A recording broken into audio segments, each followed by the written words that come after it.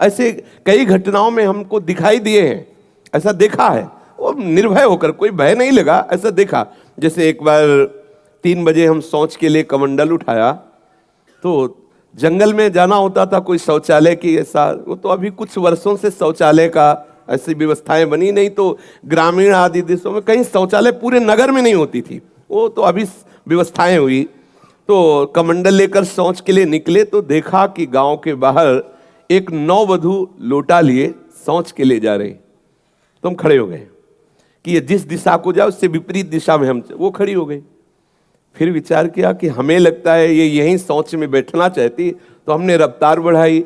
जब रफ्तार बढ़ाई तो देखा कुछ दूर आगे जा रही, तो लगा कि ये तो पीछे खड़ी थी, आगे। हमारा ये था कि हम कभी डरने वाली स्थिति में अपने को नहीं खड़ा करते। हमारे मन में आया कि नहीं नहीं, ये मेरा भ्रम है, वो हमसे आगे निकल गई होगी। जब वो आगे गई तो हम पीछे मुड़े तो देखा हमारे दूसरे रास्ते में खड़ी। अब हमें पक्का विश्वास हो गया कि ये कोई स्त्री नहीं है, कोई पतित आत्मा है जो इस रूप में है। तो जोर से भगवान नाम उच्चारण, खत्म खेल। ना कोई भय और ना वो हमें दोबारा दिखाई दी। एक बार ऐसा हुआ कि सैमसी में जहाँ गुरु आश्रम है, तो एक खंडेर था, और हमें खंडेर बहुत प्रिय है शुरू से। ऐसा मतलब बिगड़ेल स्थान, पुराना वृक्ष या ऐसे कोई कुटिया, ऐसे पहले संन्यास मार्ग में ऐसे रहना अच्छा लगता था कि जहाँ जिसका किसी काल। तो रात्रि में उस खंडहर में जाकर के लेटे, वहाँ के लोगों ने रोका, आश्रम वाले लोगों ने, वहाँ मत जाइए।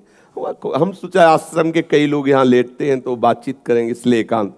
ही गए तो अंदर मंत्र चल रहा था, और एक छोटी सी टार्च सिराने, एक छोटी सी घड़ी दुप दुप वाली, क्योंकि उससे पता चले ना तो मतलब टाइम का। तो ऐसे रख के वैसे से थोड़ा ही लेटे, तो उस समय जटाएं बड़ी बड़ी थी, इतनी इतनी, तो ऐसे उनको तकिया की तरह जटा रखे। तो ऐसा लगा जैसे कोई हमें बहुत जोर से दबाने की चेष्टा कर रहा है।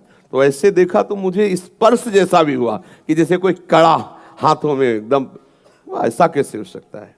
जब हम मंत्र जप रहे हैं तो कोई ऐसा कैसे हो सकता है कि कोई अशुभ आत्मा के छुए? तो टार्च लिया, बाहर निकले, कोई नहीं। मुझे लगा कि मेरी मानसिक बिगड़ेल बुद्धि हमको भयभीत करना चाहती है। नहीं नहीं, मैं नहीं मान।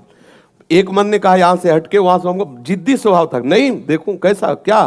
फिर वही जाके सोए। थोड़ी ही देर में फिर स्पष्ट अनुभव हुआ कि ऐसे। तब हम बैठ गए तत्काल मंत्र जपते हुए। फिर हमको आप यहाँ ठीक नहीं है, क्योंकि बार बार विक्षेप डालेगा। मंदिर में गए, उन लोगों से कहा, बोले आप जानते कि वहाँ है, आप क्यों गए ऐसा? तो हमने जीवन में देखा है कि अगर कहीं ऐसी प्रेत आत्मा आदि हो, वो आपको परेशान नहीं कर सकती। आपको जैसे गोकर्ण के सामने धुंधकारी प्रकट हुआ, कभी वो अग्नि बनता, कभी वो ये बनता, कभी भेड़ बनता, कभी सिंह, समझ गए अधोगति को प्राप्त। लेकिन कोई ऐसा नहीं कि उनका अनिष्ट करे और रो के कह रहा था कि मेरा उद्धार कर दो, मेरा कल्याण कर दो।